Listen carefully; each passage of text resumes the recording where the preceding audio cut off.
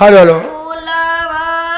फूलले कुसुम मोरा चैत के महीना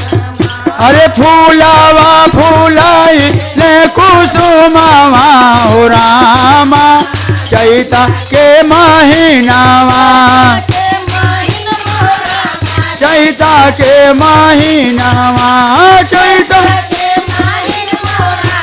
चैत के महीनावा अरे फूलावा फूलाई ले कुसुमावा हो चैत के महीनावा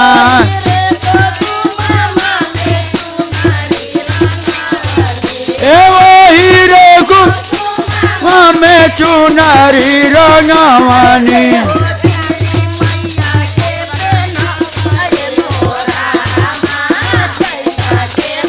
अरे से हो चुनरी मैया के पहनाएब हो रामा चैत के महीनावा अरे पहनिए मैया भैलन तैयारिया भैले सावा हो रामा जाके महीना अरे चौल भैले मारा बेसावा हो रामा चैता के महीनावा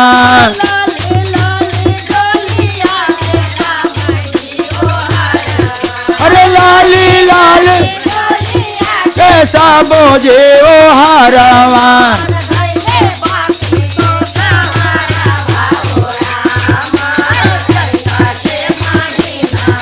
अरे लाग गईले बाती तक हरावा हो रामा चैता के महीनावा हो रामा चैता के महीनावा पहले कामर बेसावा हो रामा चैता के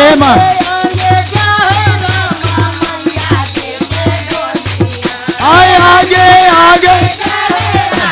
मैया जी के डोलिया हो रामा चैता के महीनावा गातावा हो रामा चैता के महीनावा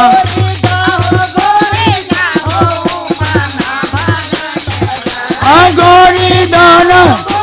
जाओ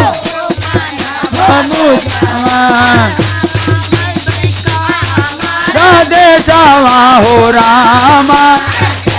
के महीनावा राधे सावा हो रामा चैता के महीना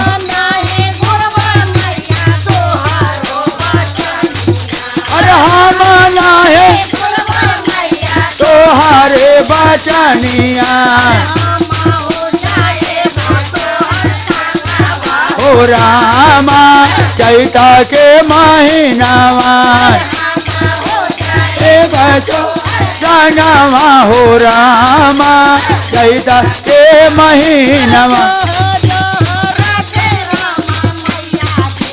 अरे जहाँ जहाँ तक रामा मैया जी के डोलिया रामा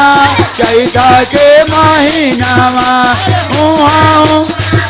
आवाज रायब हो रामा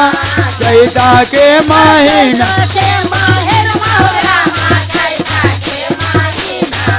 अरे चैता के चैता के महीनावा फूलैल कुसुम हो रामा मैया के महीनावा फूलावा फूलैल गजा हार हो रामा मैया के मंदिरावा